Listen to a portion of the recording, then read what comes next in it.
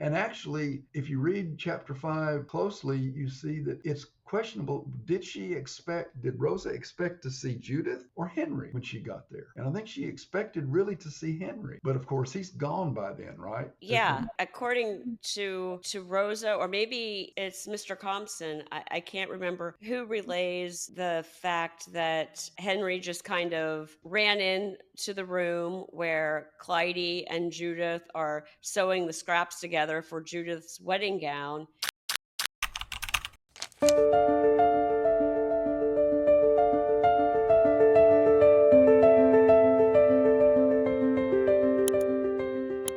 Hello, welcome back to the Big Book Project. I'm Lori Feathers, your host, and we are again delighted to be joined by Dr. Larry Allums, and he's here to talk with us about chapters 4 and 5 of William Faulkner's Absalom, Absalom.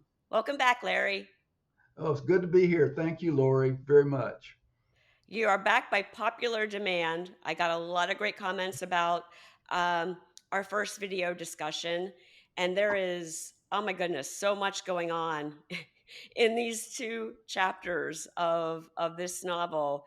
Um, maybe maybe to get started, let's talk a little bit about Miss Rosa Coldfield and her humiliation at the hands of Thomas Sutpen, and maybe even to a lesser extent, a little bit, her niece Judith. Um, she's called urgently to go out to Sutpen's Hundred by Wash Jones because he conveys to her that Henry's gone and killed that Frenchman, Charles Bond, which indeed seems to be the case.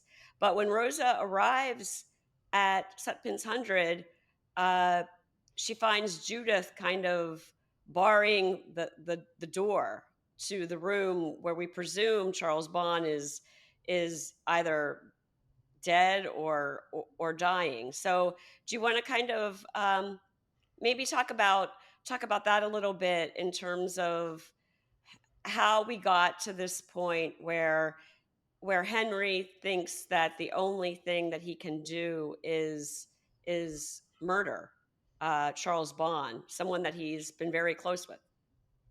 Yeah, yes. Well, I think one of the first things to note is, and all of this in chapter 5 is Rosa Coldfield's narration.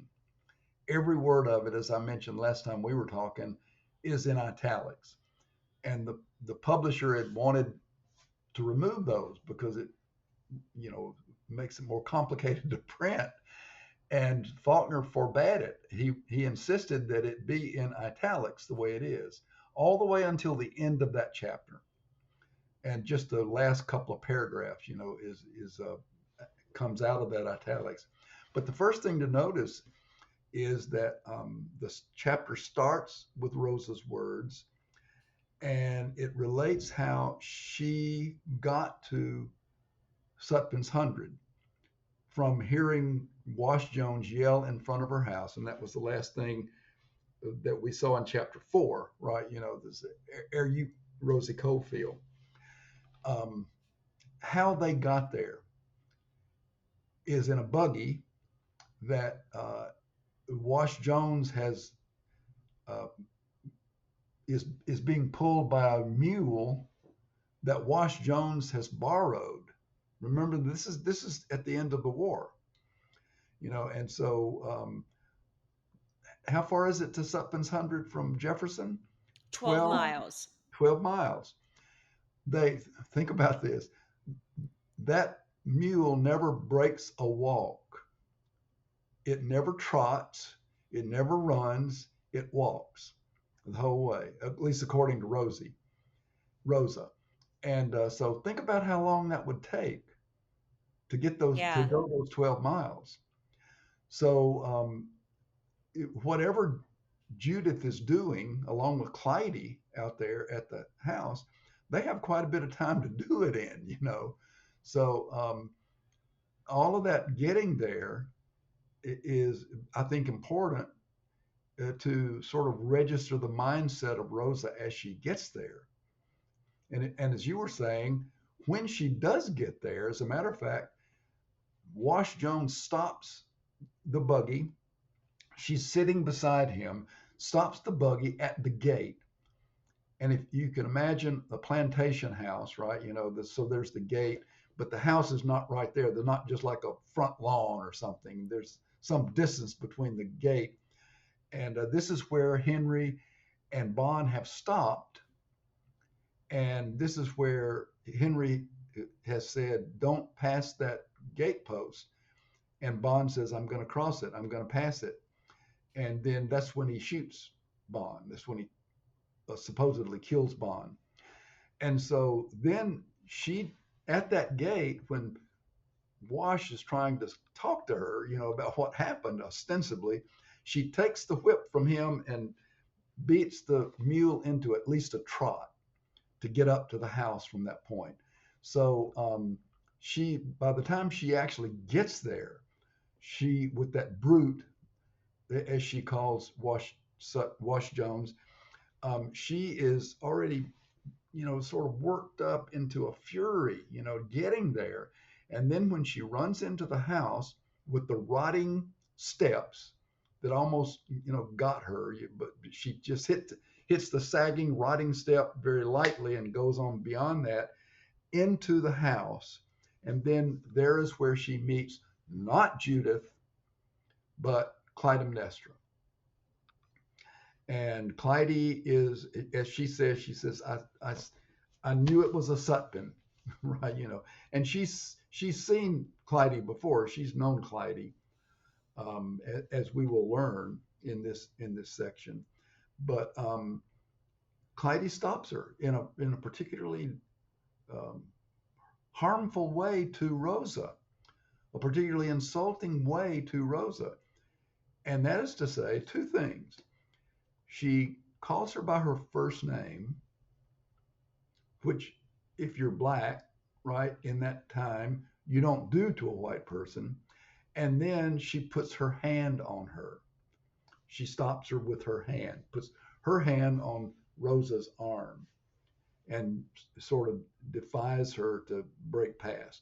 She does, finally break past Clytie and goes up those stairs, as you say, to find Judith there in front of that door, closed door, and she's assuming that Charles Bond must be there, as you say again, either dying or dead. Okay. But there's one other thing about Judith standing in front of that door, and that is that she's holding something in her hand, in her, as Faulkner says, her lax and negligent hand hanging by her side. And what is that? That's a picture. Oh, yes, right. And according to Rosa, that is a photo, that is a picture, a photo of Judith herself that she has given Bond, and that Bond has retrieved from, that Judith has retrieved from Bond's body, right, out of one of his pockets. Uh, I'm not going to say why that's incorrect because we're going to learn that later, but it's indication that Rosa's doing a lot of interpreting, right? A lot of things that we really need to just hold in abeyance, in suspense.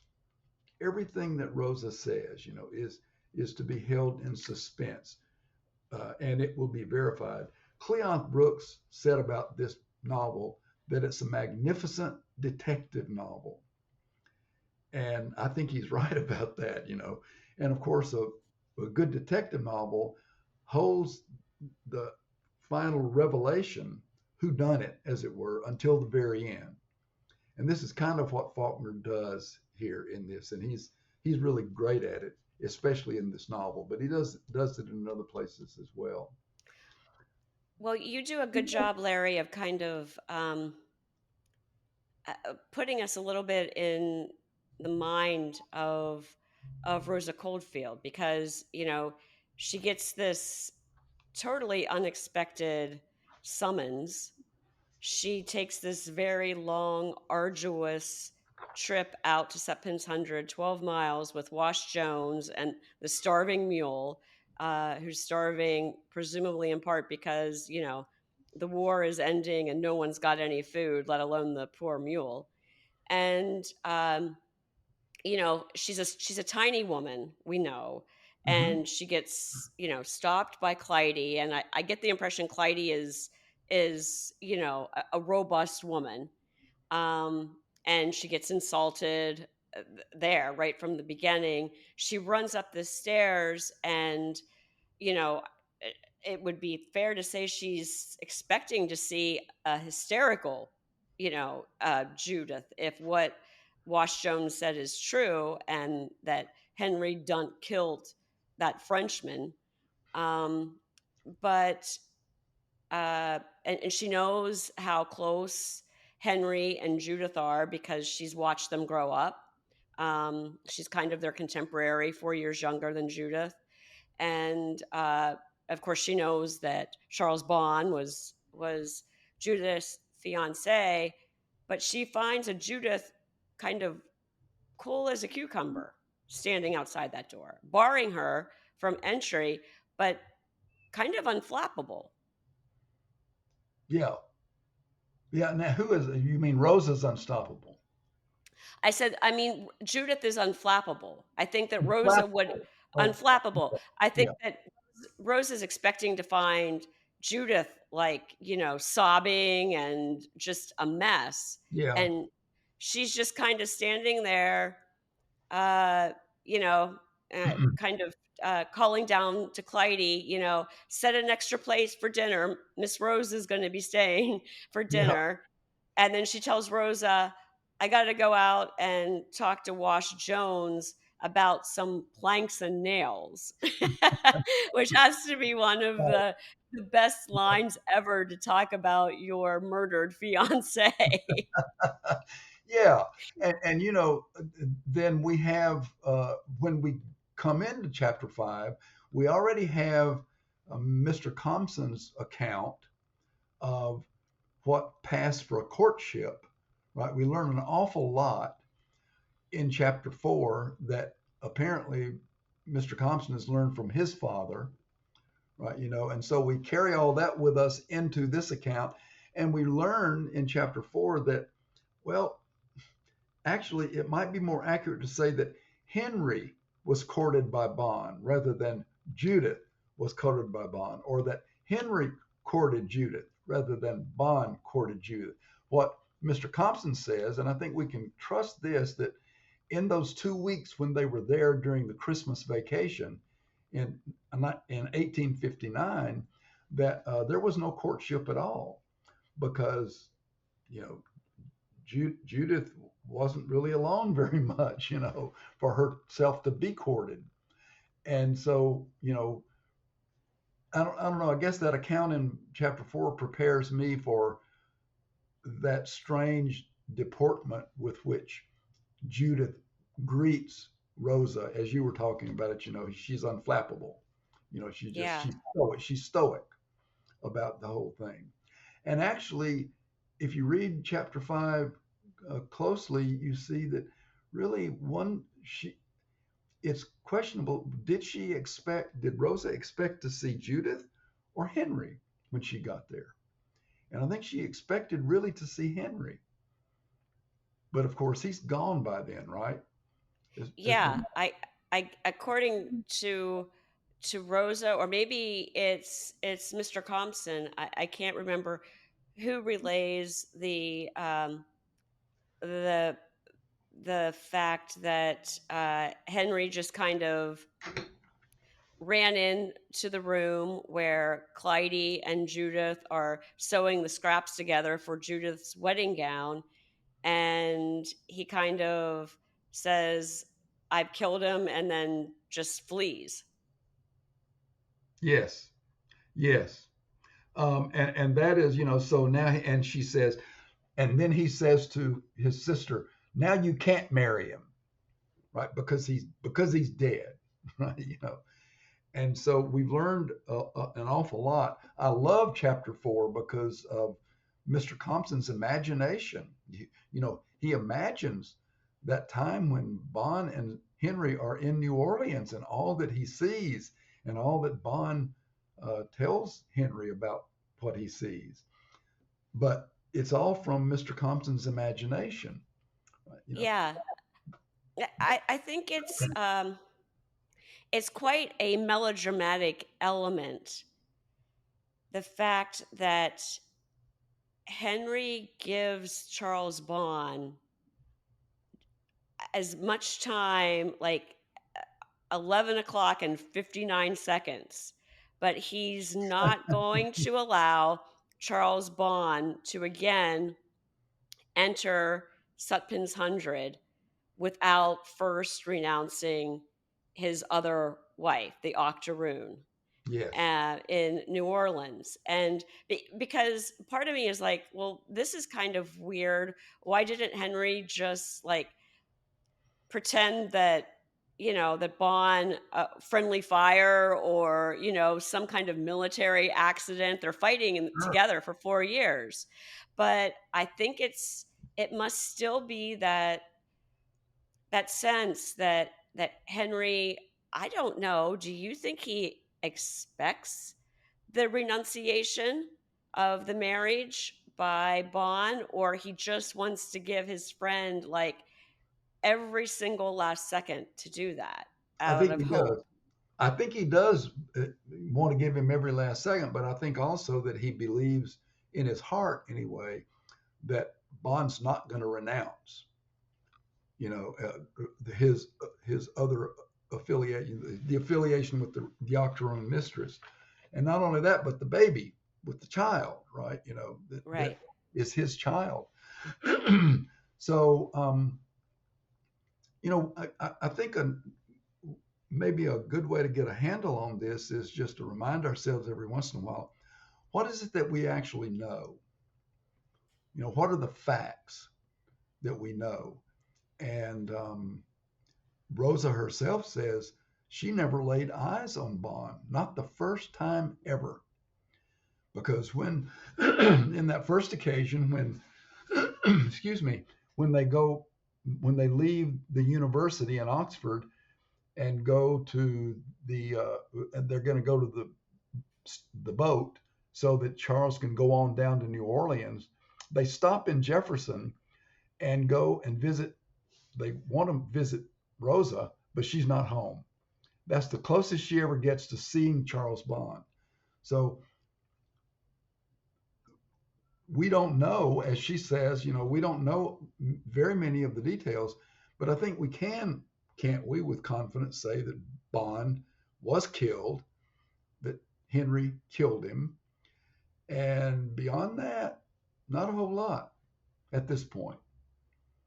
Right. So, um, it helps to remind us of what we do know and what we don't know, what we're conjecturing. But at the same time, if we see this as a detective novel, then we're going to suspend everything, suspend our disbelief until it's reconciled. And really, that has to do with trusting our author, our storyteller, Faulkner, that he is going to resolve those things. And in fact, he does. But they just don't come easily. They don't come very quickly, and I don't I don't right now, Larry, recall. We know that Thomas Sutpen arrives back from the Civil War 7 months after this murder, after Charles Bond has been killed by Henry, who's no longer around. He's left. But how do the women, the three women now, Rosa and Clytie and Judith, um, explain about Bond to Thomas Sutpen or about Henry? um, you mean what do they tell Sutphen when he gets back? Exactly. I think isn't there that brief exchange between Judith and Sutpen about the bare facts, right? That Bond is dead and Henry is gone. but it's just a very brief exchange, if I'm remembering correctly. Yeah, I mean, Sutpen's a man of few words, we know. Yeah, And Judith isn't like too keen to talk about this. Although it is interesting that according to Rosa at least, on the day that that she gets to Sutpen's hundred and discovers that, you know, Charles Bond is in that room that Judith is locked and won't let her into, and you know, they Wash Jones and others do take his body, you know, out of the room. It's already in the coffin.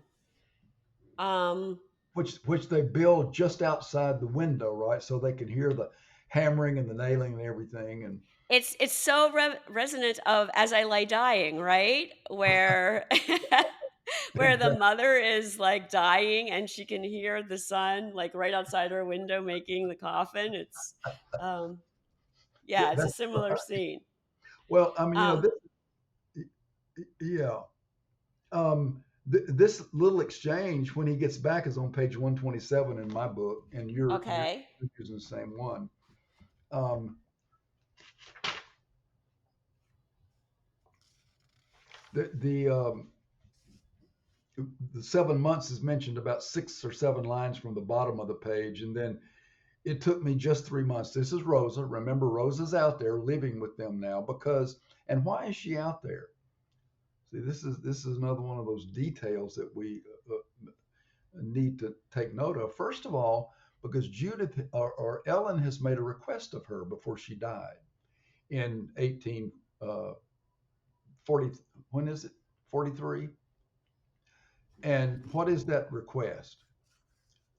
That Rosa is to save Ellen or try to save Ellen. S- Try to save, no, try to save Oh, try to Judith. save Judith. Yes, Yeah. I'm sorry. That's what I meant. Okay. So it just it took me just 3 months. Do you mind how I don't say he, but I? Yes, I just 3 months, who for 20 years had looked on him when I did, had to look as an ogre, some beast out of a tale to frighten children with, who had seen his own get upon my dead sister's body already begin to destroy one another, yet who must come to him like a whistled dog at that first opportunity. We're going to hear more about that, right?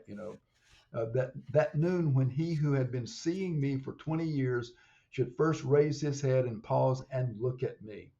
And what is she referring to there? This is sort of prelude or preface to her own courtship.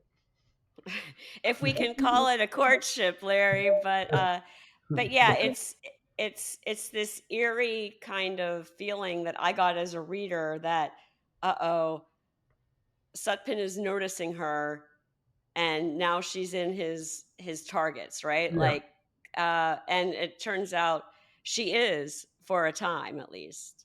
but this comes later, right? And Rosa's telling it in retrospect. Here, she finally gets to about 2/3 of the way down page 128. You know, when she talks about the four sentences that they spoke between each other, Judith and Sutpen.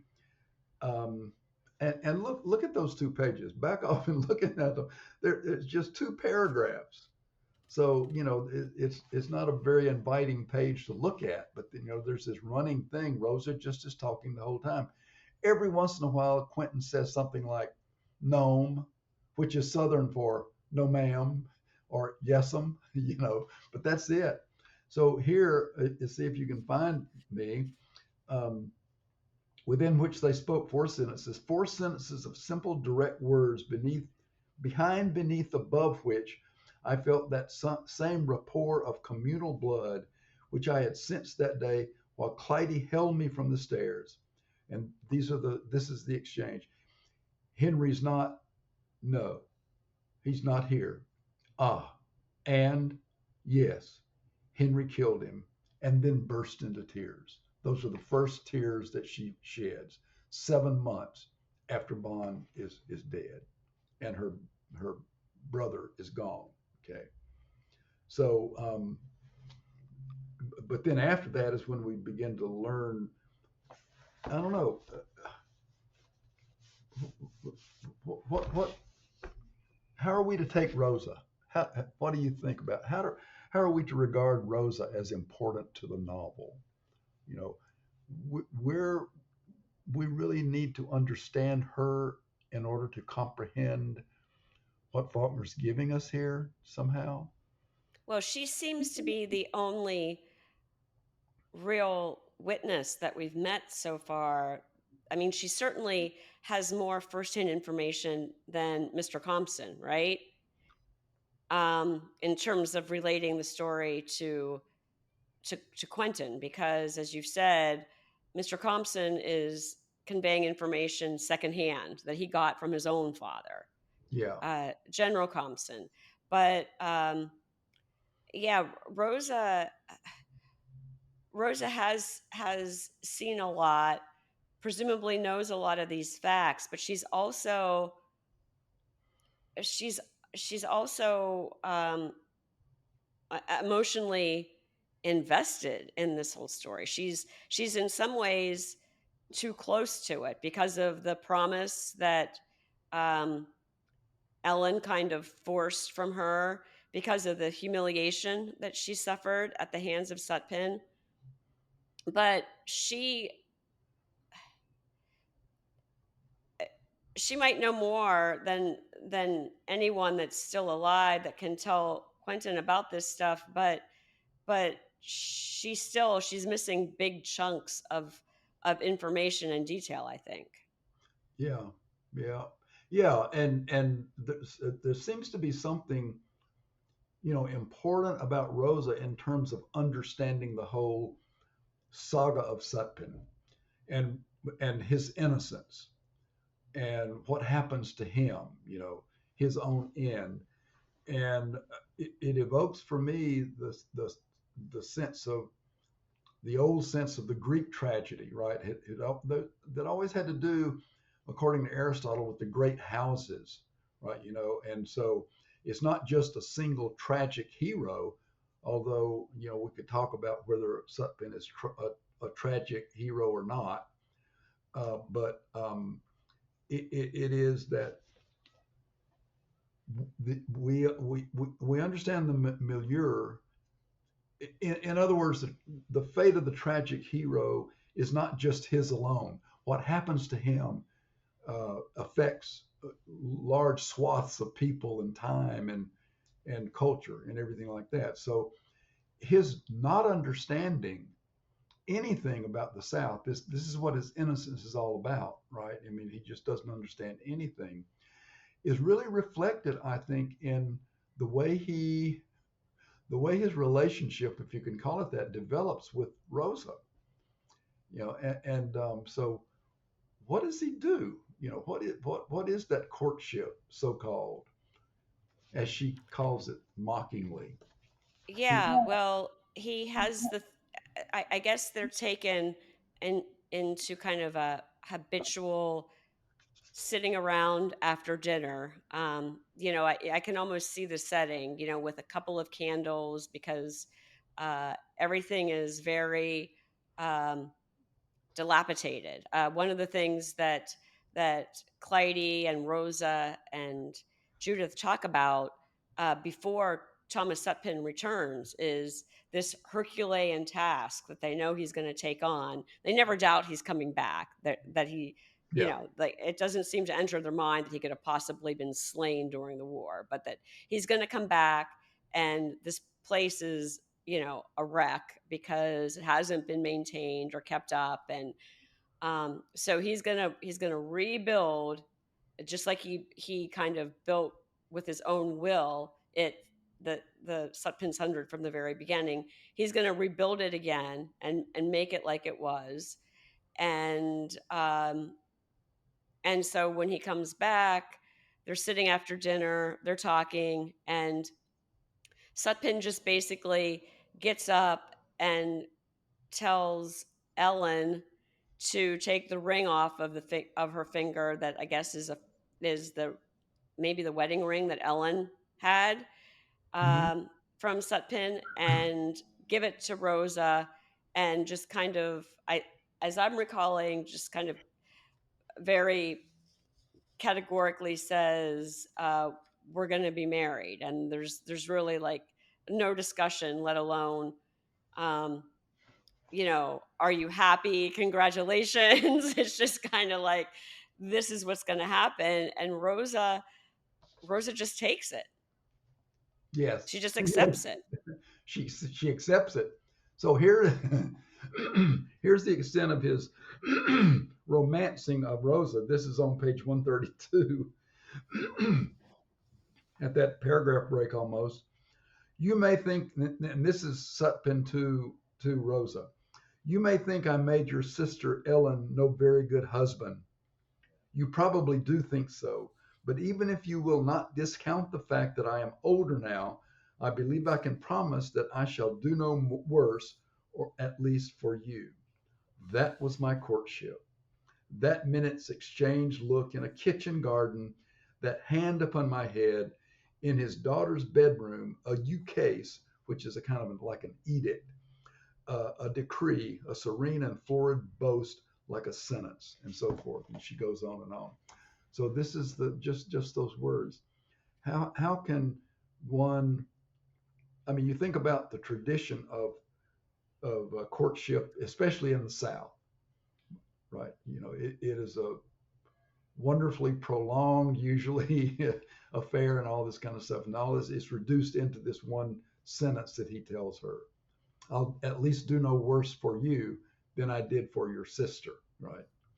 And and what do you think, Larry? I didn't mean to interrupt you, but what do you think about the laying of the hand on her head? I mean, I get all kinds of religious imagery when I think about that, almost like a benediction, or I don't know, a blessing. It's a strange move to make with someone that well, again, that's the point, I guess. He's not proposing to her. He's not proposing her, but you're right, and I've wondered about that too. But it's like a gesture of mastery of my being above you, right? And then this establishes the relationship somehow. I'm not sure that's what it is, but yeah, you're right. It really is notable. And doesn't he do that with either Judith or Clytie when he gets back? I'm not remembering that exactly, but yeah. So, but that's not the end of it, right? I mean, because then later he comes back and puts a coda on his proposal because he's 59 years old, right? And he knows that he doesn't have much time to do what he wants to do. And part of that doing what he wants to do has to do with having offspring. Why is that important to him?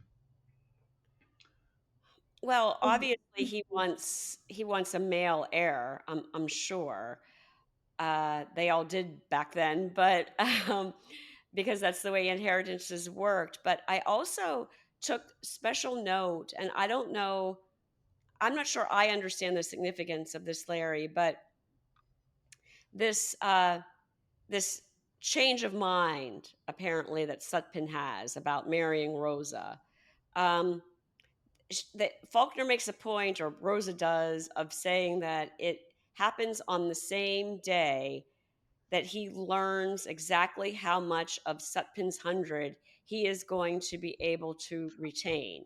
Can you kind of explain that? Was land getting redistributed or divvied up after the Civil War? Well, it was appropriated because during Reconstruction, the South was under martial law. It was under federal rule, and so all of the old laws of ownership or kinship, all of that stuff was out the window. And so Rosa says that it would be better to call Sutpen's 100 Sutpen's one, right? So that's how much, and that was very typical of the plantations being taken from their owners, or their owners being forced to sell them because they can't go on with their life the way it was before the war. They don't have any workers, they don't have any funds, they don't have any way of making income, and so they had to sell that land or get rid of it as quickly as they could.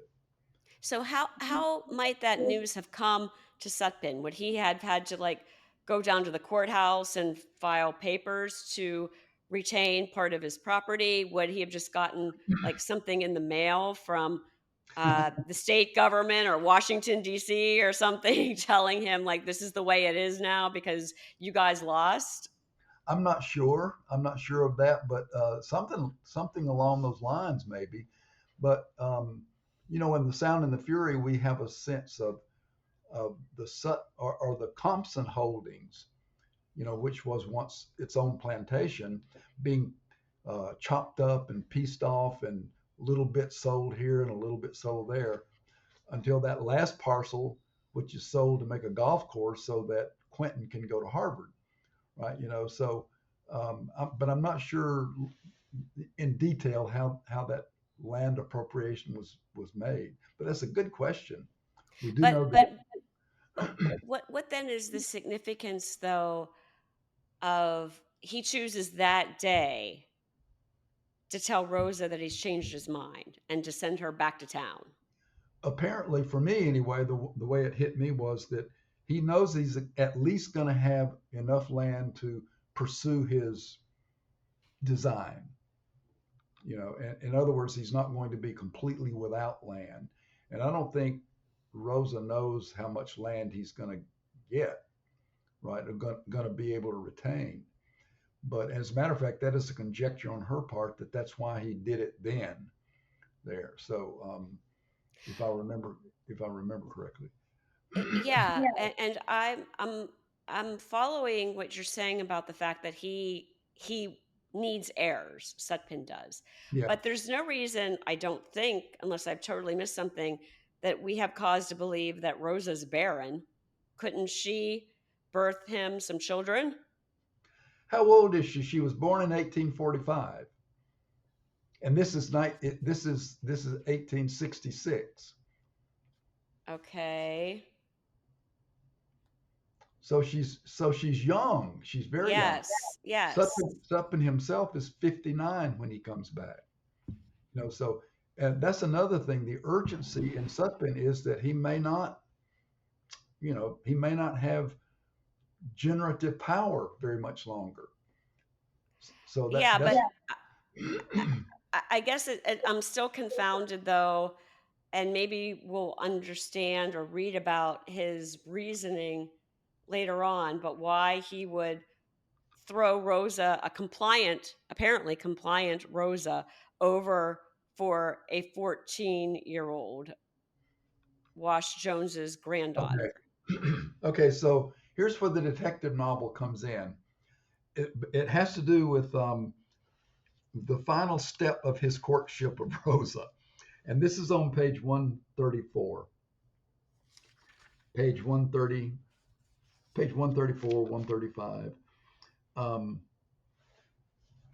Let me see if I can find where to start. She's saying that this mad dream that he lived, after he does that first courtship, where he puts his hand on her head and puts the ring on her finger, then he doesn't see her again for 2 months. Right? But then she says, oh, he didn't need to. And then after that, though, one day he comes in, right?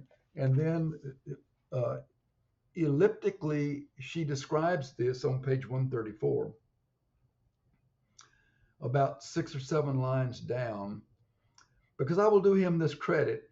He had never once thought about what he asked me to do until the moment he asked it, because I know that he would not have waited 2 months or even 2 days to ask it. My presence was to him only the absence of black morass and snarl, vine, and creeper to that man who had struggled through a swamp with nothing to guide or drive him, and so forth and so on. So Sutpen is making a further request of her, not just to marry him, but another request. And Rosa's not going to say it. She's not going to say it.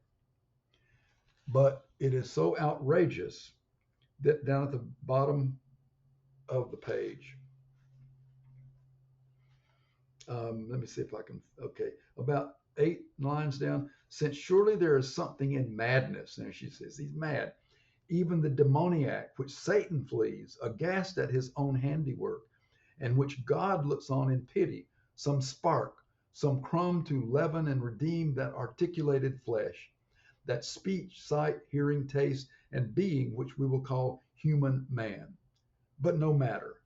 I will tell you what he did and let you be the judge, or try to tell you, because there are some things for which 3 words are 3 too many, and 3,000 words that many words too less. And this is one of them. It can be told. I could take that many sentences, repeat the bold, blank, naked, and outrageous words just as he spoke them to me, and bequeath you only that same aghast and outraged unbelief I knew when I comprehended what he meant, or take 3,000 sentences and leave you only that why, and why that I have asked and listened to for almost 50 years. That is to say, her whole lifespan. But I will let you be the judge and let you tell me if I was not right. But she So doesn't he tell us. so he tried to force himself on her? Is that what you're No, reading? not physically. He's got a further proposition for her that will come out later. You know that they Don't tell it if we haven't gotten there yet. well, we haven't gotten there yet, but it's something that is so outrageous, as she says, the blank, naked, and outrageous words are so much that she just simply turns and leaves him and goes back to her home in town, to the Coldfield house. Is and Okay. that's why he takes up with Millie. Okay. I, So I- first, I guess I read this all wrong because I thought that he kind of sent her back. He sent her back to town because he, for whatever strategic reason that I thought was maybe tied to this fact that he was going to be able to retain some land. I thought that he chose Wash Jones's granddaughter over Rosa. no, no, Okay. yeah. So she finally is just so outraged that she leaves him and goes back home, Okay. goes back to and so um, and it's explained. This really does get tightly reasoned here from Faulkner's standpoint in that next long paragraph, because what it reveals is that this is Rosa's version. So how much of it do we want to believe? I don't know, but what she says seems to say here is that I thought that it was possible for there to be love between us. I had, as she says in that next paragraph, let me read just a few lines of it. You see, I was that son, or thought I was, who did believe there was that spark, that crumb in madness which is divine, though madness know no word itself for terror or for pity. There was an ogre of my childhood. Remember, that's the way she's first talked about Sutpen, an ogre of my childhood, which before my birth removed my only sister to its grim ogre born and produced two half phantom children, and then skip some, so this was him. I slew it.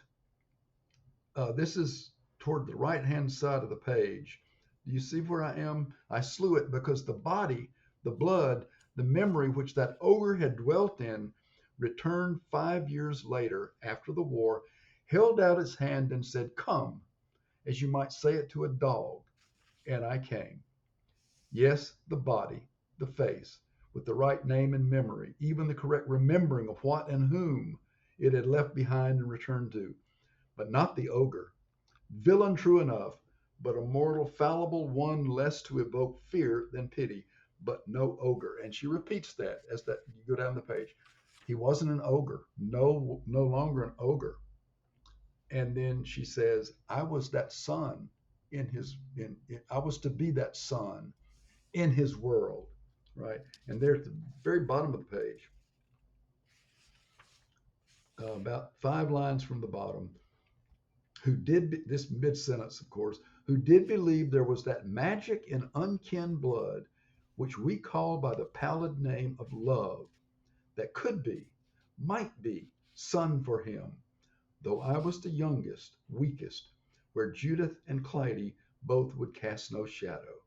Yes, I the youngest, there potently without measured and measurable age, since I alone of them could say, you know, and then she goes on, oh, furious mad old man. So she did want to believe in love between her and Sutpen. And that's why she's so completely outraged that you think about a hatred or an outrage so deep that it would last your whole life. It would control you your whole life until the day you die. And this was the root of it, that she believed she had banished the ogre, or that she could, right? And she could bring out another side of Sutpen, which she calls by the pallid name, she says, we call by the pallid name of love. I might be his son. So, S-U-N. S-U-N. Yeah. At least that's the way I read it. Now, um, everybody who's involved in the big book project on this novel has a right to disagree with me because it's not easy to see. It really is not. Yeah, I guess I really, she uses this term, you know, that is the nub of the insult. I don't know if I can find the page that's on. Oh yeah, on the top of page 139 in mine. Mm-hmm. She says that was not even the nub of the insult. I mean that he was not owned by anyone or anything in this world, had never been, would never be, not even by Ellen, not even by Jones's granddaughter. Um, but because he was not articulated in this world, he was a walking shadow. He was the light blinded bat like image of his own torment, cast by the fierce demonic lantern up from beneath the earth's crust, and hence in retrograde reverse, from abysmal and chaotic dark to eternal and abysmal dark, completing his descending. Do you mark the gradation? Ellipsis. Clinging, trying to cling with vain, unsubstantial hands to what he hoped would hold him, save him, arrest him.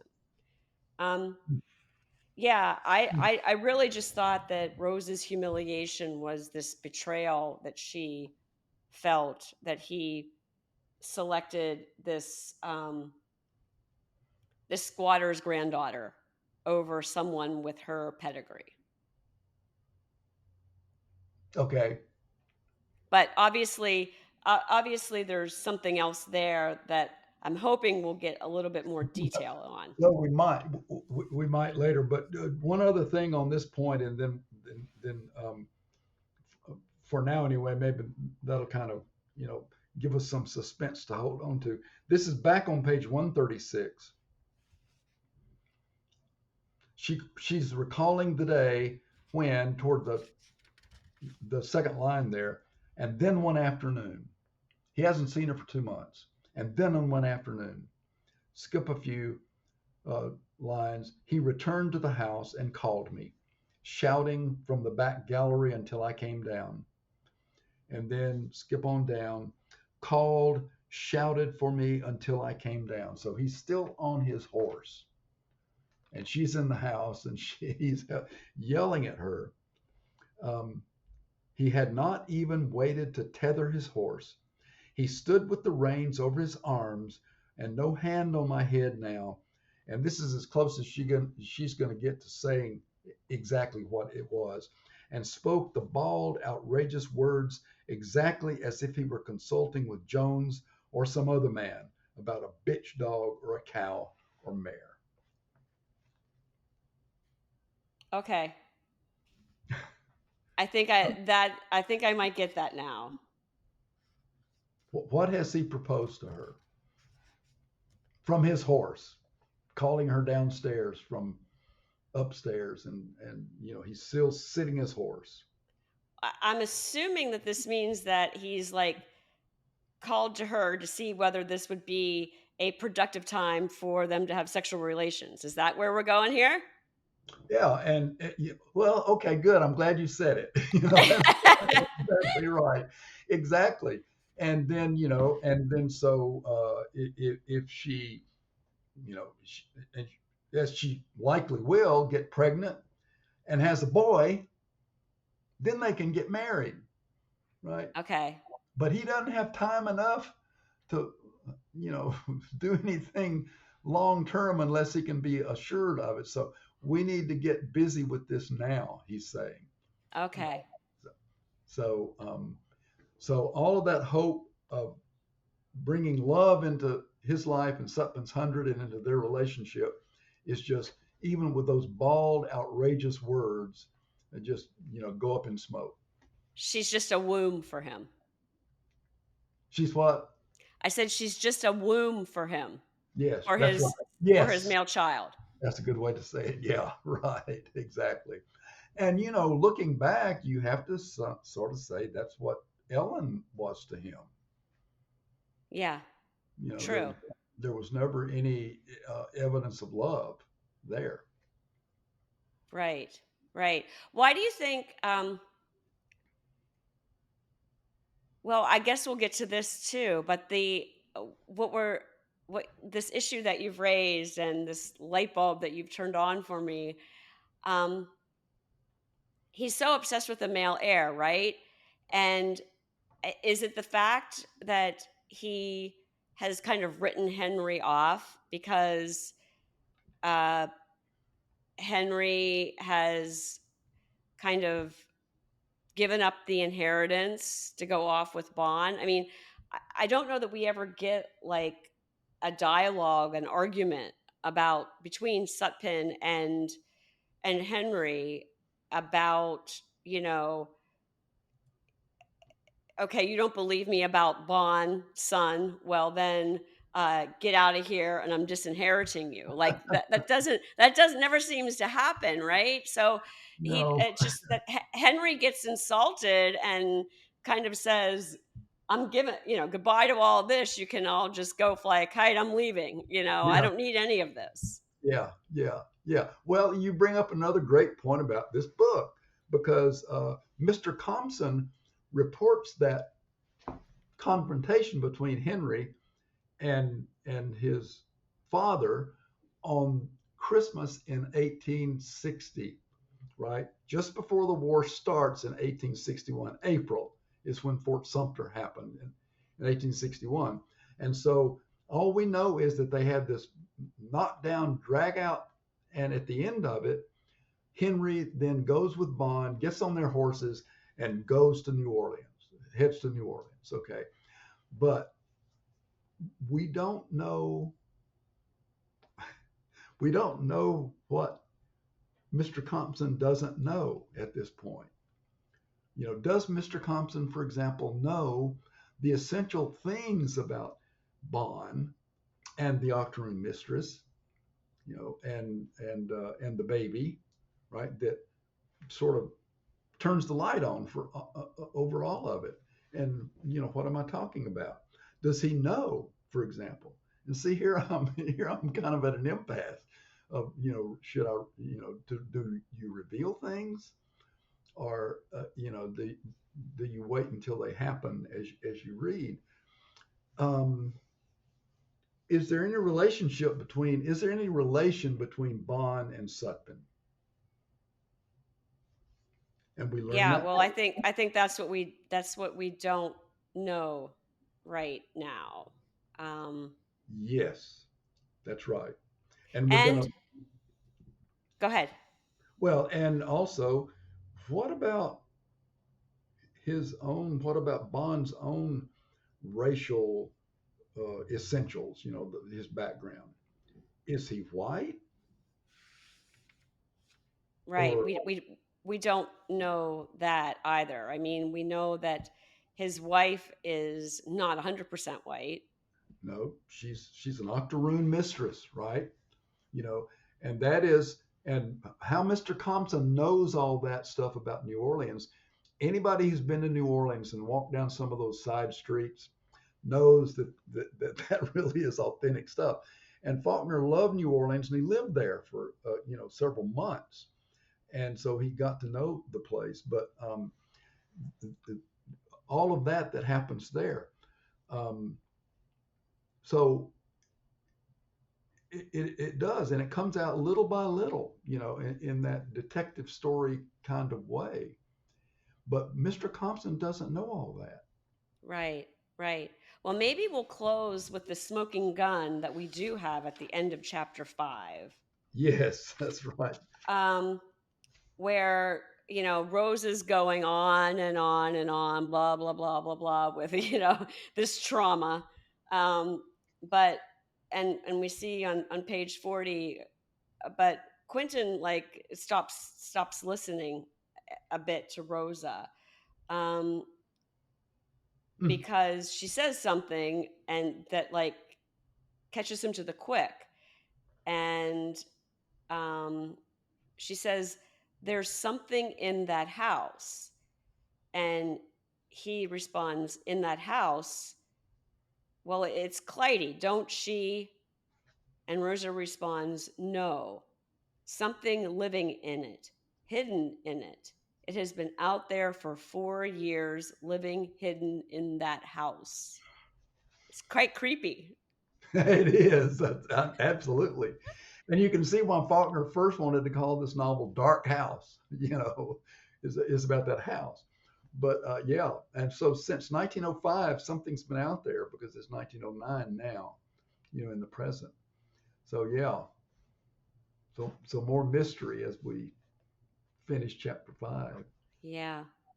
Well, um, we will be getting to some more of this great story next week, and I hope you'll come back, Larry, and help us dig into it. This has been a really eye-opening eye-opening session for me because, as you can tell, I really didn't pick up on um, that nuance. Maybe it's not that nuance. Maybe I just like it took a while to drill into my thick head, but I see it. I see it differently now. Well, I hope you heard the tentativeness in my voice and being unsure of things, because the next time I read this, I might see something else that I missed the first time. That's really the way this novel is. So, Yeah, you know, and that's the great fun of it, right? it is. It Just is. trying to figure it all out.